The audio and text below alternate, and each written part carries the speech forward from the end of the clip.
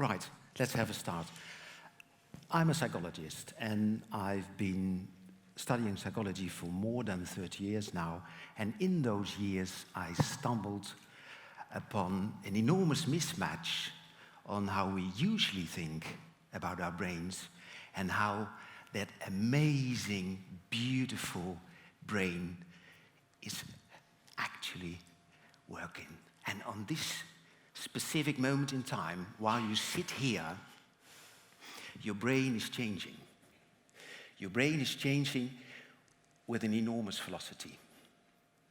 On this moment, you make yourselves in your head more than 1,000 new connections each second.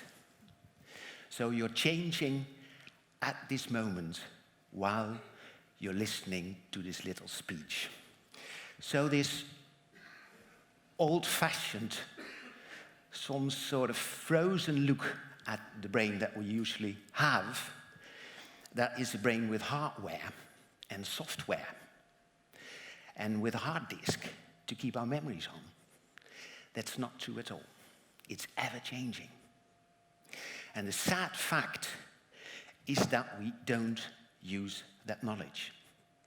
We don't use that knowledge, and so I had this simple idea: why not start to make a house that rewires the brain with one topic, and the one topic is well-being. And well-being has got 3 things that we should focus on. The first is resilience, bounce back from stressful events. The second one is empathy. Try to understand what other people like and what they do and things like that. Empathy is the second one. And the third is happiness. Not self-focused happiness, but altruistic happiness. These are the 3 topics of that house that rewires the brain. Why should we do that? Well, we should do that because we do have enormous problems. We have problems with brutal assassinations, and we have problems with hundreds of thousands of people forced to cross national boundaries. But there's much more than that, much more problems that we should tackle. One of them is that there is a worldwide epidemic of depression going on. And so you can add a few problems to that: global warming, plastic pollution everywhere. So we need formidable solutions. And there are 3 facts that gives us a chance to make those formidable solutions. And the first, somewhat surprising fact is that we people no longer are able to make something on our own. Even a computer mouse is so difficult that there is no one on the entire planet that can make such a thing on his own. Because you need to know how to get oil to the surface. And you need to know how to make plastics out of that. And you need to know all sorts of things about electronics and software and hardware and distribution and things like that. There's no one on the entire planet that knows how to make such a simple device as a computer mouse. And for myself, I'm a bit clumsy, so I don't even know how to make a pen on my own. So we need each other. And the theme of today is all around me. And I don't think that is the right theme. We should have another battle cry. It shouldn't be, I have a dream. The battle cry of today should be, we have a dream. And so I made myself a team. I found myself a team with architects, more psychologists, serious gamers, and all kinds of students, and we work together.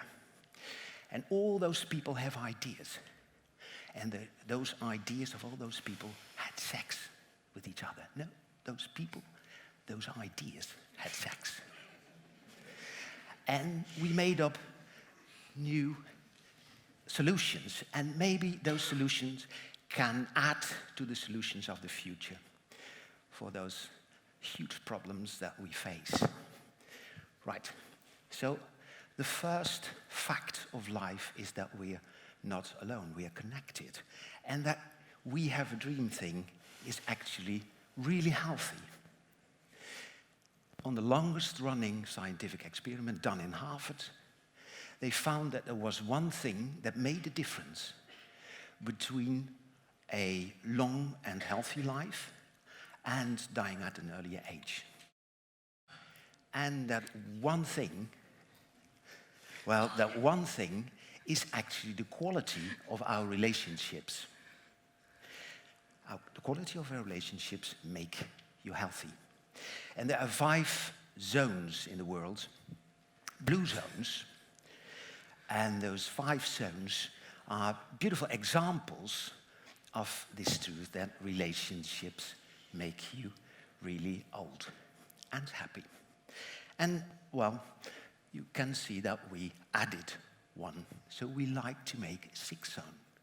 Make something beautiful there in Rewiring so that we can relate to each other in an empathic way, in a resilient way. Right. But there's a third fact of life, and that's we humans are so much connected to each other, we're so much linked, that we actually contaminate each other with each other's emotions. If I'm starting to complain about things, then the chances of my neighbor starting to complain about things is 45% higher. And if the neighbor of that neighbor has got a 25 higher percentage chance to get a complainer and a whiner as well. And even the neighbor of that neighbor has still got a 10% higher chance starting to complain. We humans contaminate each other with our emotions. So if we pack those facts together and start with that first thing that I mentioned, it's all about daily experiences. If we mold our daily experiences, those daily experiences will mold our brains. And then we contaminate that around the world. That's our dream. That's how we want to do that. And what we did, we started off with a 3D virtual reality game. And some of you, I think, have had a try. And it is much fun. And the basic thing is that your stress system is the joystick of the game. So what you learn to do, what we teach you to do is that you enjoy having stress. Because stress seems to be unhealthy, but the truth of recent research is that your mindset towards stress makes it healthy. So if you learn to enjoy stress, then stress is no longer unhealthy anymore. Right, so this is what we did, not too much about this. We want to do quite a lot of things with this, making learning systems and things like that. So, but we do have a problem.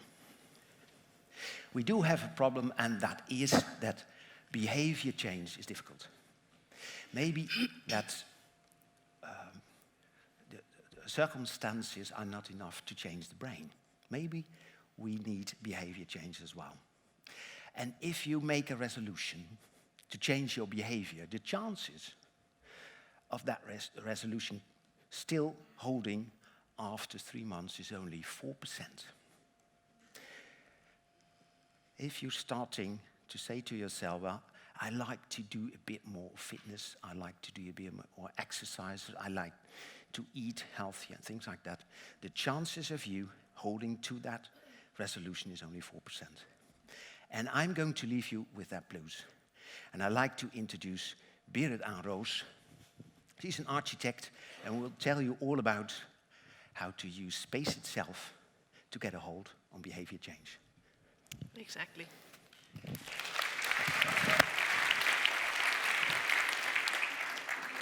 Thank you very much, Bernard. It is indeed very difficult to change your habits. But I'm an architect, and I really believe that architecture can not only help you change your habits, but also enhances your well-being and makes you feel more connected.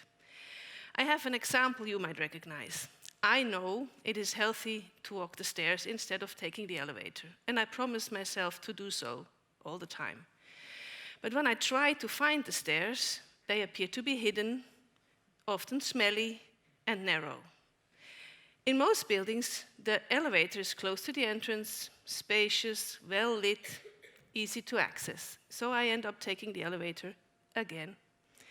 But what if we could use our own laziness in order to do the healthy thing? What if it were the other way around? If the stairs were well lit, close to the entrance, next to the coffee corner, easy to access, and to reach the elevator, we would have to walk further, and it would be a smelly, narrow elevator. Do I think architecture can change your habits? Yes, I do. And let's look into some more examples. Can architecture segregate and disconnect people? One of many examples is by Robert Moses. He was a powerful urban planner in New York. In the mid-20th century, he redesigned parts of New York. And he planned the overpasses over the Long Island Parkway so low, ensuring that public transport would never be able to pass beneath it. In that time, black people were dependent on public transport. His goal was to make sure that the places, the beaches, the parks, the playgrounds he designed were pristine places for white people only. So can architecture segregate and even start a war? A more recent example is that how Syria's architecture laid the foundation of a brutal war. Arwa Malsabouni states in her TED Talk. She describes how Syrian cities have changed from places where people with different background, income, and belief were living together peacefully into cities where they lived in very segregated parts. This came through change in urban planning and architecture, who destroyed the old urban fabric of the cities. She also describes how the ties were lost in those cities that held the cities together.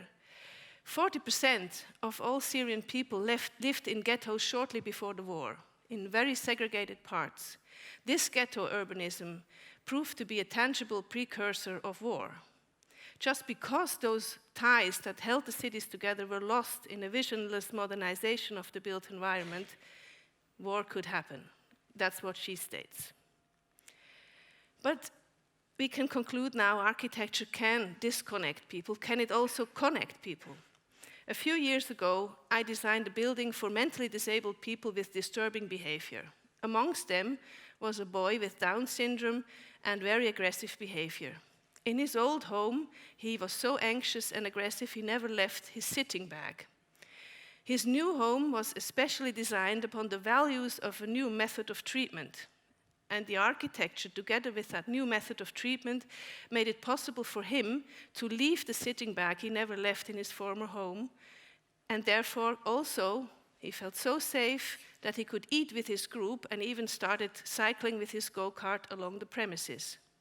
The trick was to design the building in a way that there was a constant connection between the inhabitants and the caregivers. That made them feel so safe that they could relax and were not in need of showing aggressive behavior. The reduction of incidents at that home were tremendous. And that came all because the people, the inhabitants, they took their safety from the connection with the caregivers. Can architecture enhance your well-being?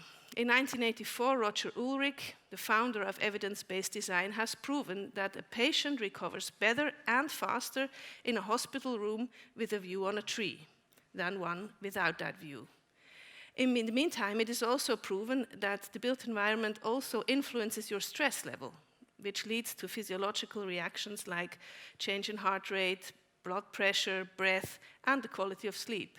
So architecture and buildings can virtually make you sick or improve your health.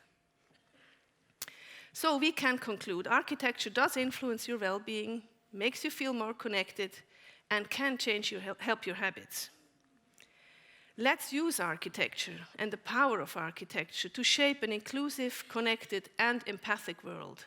And that's what we are trying to do with the house that rewires the brain.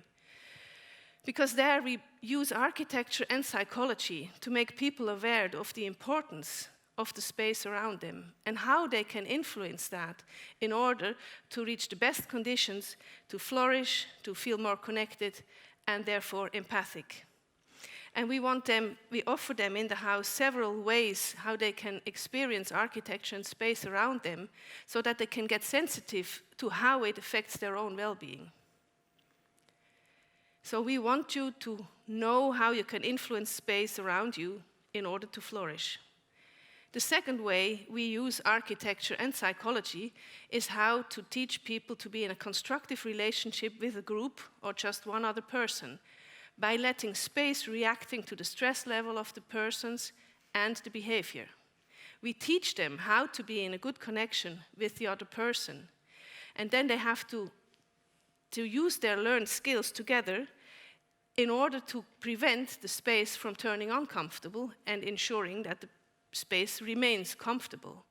It is a game they play with themselves, the others, and space in order to reach empathy, flourishing, and connectedness.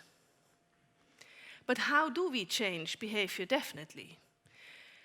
To change a behavior, it takes time.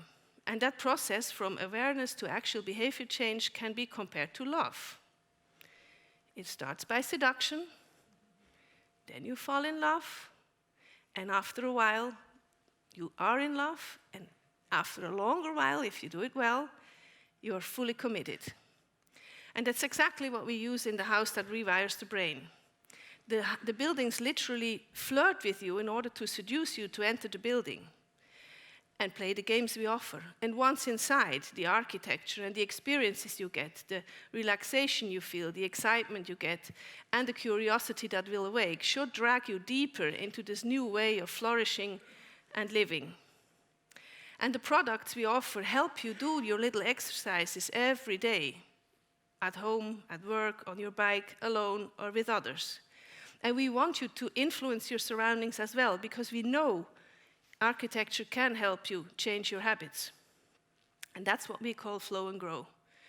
So we hope that the visitors get sort of contagious themselves, so breathing spots of empathy and happiness, in order to make this small project into a contagious pandemic. And hopefully, we end up being in a more connected, empathic, and healthy world. Let's flow and grow. Thank you.